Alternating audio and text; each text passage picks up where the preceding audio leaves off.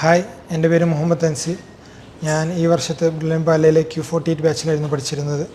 ഈ വർഷത്തെ നീറ്റിന് നല്ലൊരു സ്കോർ ഞാൻ പ്രതീക്ഷിക്കുന്നുണ്ട്. ഞാൻ തമസ ഗ്രാൻഡ് ഹോസ്റ്റലായിരുന്നു നിന്നിരുന്നത്. അതുപോലെ Q48 ബാച്ചിലായിരുന്നു നമ്മുടെ ക്ലാസ് ടീച്ചർ ടോമിൻ സാറായിരുന്നു. ഇവിടെ ആദ്യമൊക്കെ വന്നപ്പോൾ ഇച്ചിരി ടെൻഷൻ ഉണ്ടായിരുന്നു. ആദ്യത്തെ എക്സാമുകളിലൊക്കെ മാർക്ക് ഇച്ചിരി ലോ ആയിരുന്നു. പിന്നെ മേക്കപ്പ് ചെയ്ത് വന്നു. അവസാനത്തെപ്പോഴത്തേക്ക് അത്യാവശ്യം കോൺഫിഡൻ്റ് ആയിരുന്നു. അതുപോലെ തന്നെ ക്ലാസ് ടീച്ചറും എല്ലാവരും വളരെ സപ്പോർട്ടായിരുന്നു.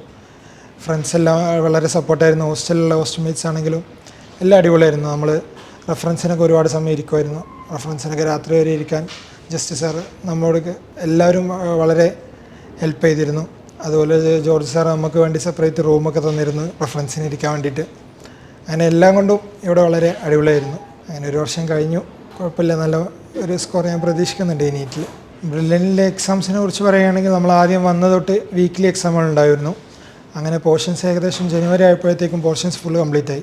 അത് കഴിഞ്ഞ് പിന്നെ മോഡൽ എക്സാംസ് തുടങ്ങി. 3 മാസത്തോളം നമ്മൾ ഏകദേശം 100-110 മോഡലോളം എഴുതി. ഓൺലൈനായിട്ടും ഓഫ്ലൈനായിട്ടും എഴുതിയിട്ടുണ്ടായിരുന്നു.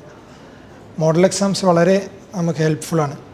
ഇവിടുത്തെ മോഡൽ എക്സാമിന് വന്ന ഒരുപാട് ക്വസ്റ്റ്യൻസ് അതുപോലെ തന്നെ നീറ്റിന് ചോദിച്ചിട്ടുണ്ടായിരുന്നു. ബാക്കി ക്വസ്റ്റ്യൻസ് ഏകദേശം അതേ ടൈപ്പ് ക്വസ്റ്റ്യൻസും അതേ കണ്ടൻറ്റ് ക്വസ്റ്റ്യൻസൊക്കെയാണ് ഒരുപാട് നീറ്റിന് വന്നത്. എക്സാംസ് എഴുതിയിട്ടാണ് നമ്മൾ ഇമ്പ്രൂവ് ചെയ്ത് വരിക. ആദ്യമൊക്കെ എക്സാമിൽ ഇച്ചിരി വീക്കാവും. പിന്നെ നമ്മൾ എക്സാം എഴുതി അതിൻ്റെ കറക്ഷൻ നോക്കി അങ്ങനെയാണ് നമ്മൾ ഇമ്പ്രൂവ് ആയി വരിക. അതുപോലെ തന്നെ ഞാൻ തമസ ഗ്രാൻഡ് ഹോസ്റ്റലായിരുന്നു. അതിവിടെ അടുത്ത് തന്നെയാണ്, നമുക്ക് നടക്കാനുള്ള ദൂരം ഉണ്ടായിരുന്നുള്ളൂ. അടുത്തുള്ള ഹോസ്റ്റലായതുകൊണ്ട് തന്നെ നമുക്ക് ഒരുപാട് സമയം റെഫറൻസിന് ഇരിക്കാൻ പറ്റിയിരുന്നു. നമ്മൾ ജോർജ് സാർ സ്പെഷ്യൽ പെർമിഷൻ വാങ്ങിച്ചിട്ട് 12 മണി വരെ രാത്രി നമ്മൾ റെഫറൻസിന് ഇരിക്കുമായിരുന്നു. രാവിലെ 6 തൊട്ട് 12 മണി വരെ റെഫറൻസ് ചെയ്യുന്ന ദിവസങ്ങളുണ്ടായിരുന്നു. അതുപോലെ ഹോസ്റ്റലിൽ എല്ലാവരും നല്ല കമ്പനിയാണ്. നമ്മൾ നല്ല ഹെൽത്തി കോമ്പറ്റീഷനായിരുന്നു ഹോസ്റ്റലിൽ. എല്ലാവരും അത്യാവശ്യം സ്കോർ ചെയ്യുന്നതുകൊണ്ട് തന്നെ നമ്മളെപ്പോഴും ആരാണ് ഫസ്റ്റ് അങ്ങനെയൊക്കെ നോക്കും. പിന്നെ അതുപോലെ നല്ല സ്കോർ അടിച്ചവരുണ്ടെങ്കിൽ അവരെ ട്രീറ്റ് ചെയ്യും. അങ്ങനെ നല്ല അടിപൊളിയായിരുന്നു ഹോസ്റ്റൽ ലൈഫ്. ഇനി റിപ്പീറ്റ് ചെയ്യാൻ വരുന്ന കുട്ടികളോട് എന്താ പറയാനുള്ളതെന്ന് വെച്ചാൽ, ബയോളജി നമ്മൾ കൂടുതൽ ഫോക്കസ് ചെയ്ത് പഠിക്കുക. ബയോളജി NCERT ആണ് മെയിനായിട്ട് പഠിക്കേണ്ടത്. ഫിസിക്സ്, കെമിസ്ട്രി എല്ലാവരും പറയുന്ന പോലെ തന്നെ ഇനോർഗാനിക് കെമിസ്ട്രി, ഓർഗാനിക്കും ടെക്സ്റ്റ് വായിക്കുക. ബാക്കി ഫിസിക്കൽ കെമിസ്ട്രി അതുപോലെ തന്നെ ഫിസിക്സ് നമ്മൾ ഒരുപാട് ക്വസ്റ്റ്യൻസ് ചെയ്യുക മീൻസ് നമ്മൾ ഇവിടെ തന്നെ ഒരുപാട് ക്വസ്റ്റ്യൻസ് കിട്ടും. നമുക്ക് മെറ്റീരിയൽസ് ആയിട്ടും ലൈബ്രറിയിൽ നിന്നുള്ള മെറ്റീരിയൽസും അതുപോലെ ഒരുപാട് ക്വസ്റ്റ്യൻസ് ഇവിടെ നിന്ന് കിട്ടും. അത് ക്വസ്റ്റ്യൻസ് ചെയ്ത് പഠിക്കുക.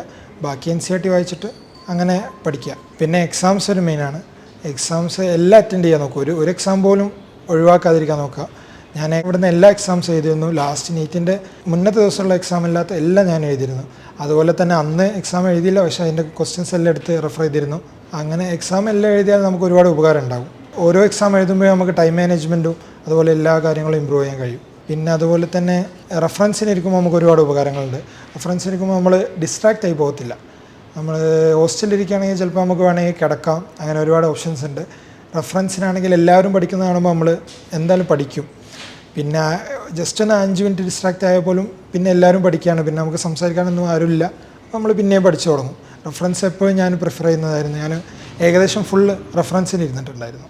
അപ്പോൾ ഈ വർഷത്തേക്ക് പ്രിപ്പയർ ചെയ്യുന്ന എല്ലാവർക്കും നന്നായിട്ട് റാങ്ക് കിട്ടരുതെന്ന് ആശംസിക്കുന്നു. അപ്പോൾ ശരി, ഓൾ ദ ബെസ്റ്റ്. എൻട്രൻസ് സംബന്ധമായ വാർത്തകളും അപ്ഡേഷനുകളും ഏറ്റവും വേഗം ആധികാരികമായി അറിയാൻ ബ്രില്യൻറ്റ് സ്റ്റഡി സെന്റർ പാല യൂട്യൂബ് ചാനൽ സബ്സ്ക്രൈബ് ചെയ്യുക. ബെൽ ഐക്കൺ അമർത്തുക. ഈ വീഡിയോ മറ്റ് സുഹൃത്തുക്കളിലേക്കും ഷെയർ ചെയ്ത് നൽകുക.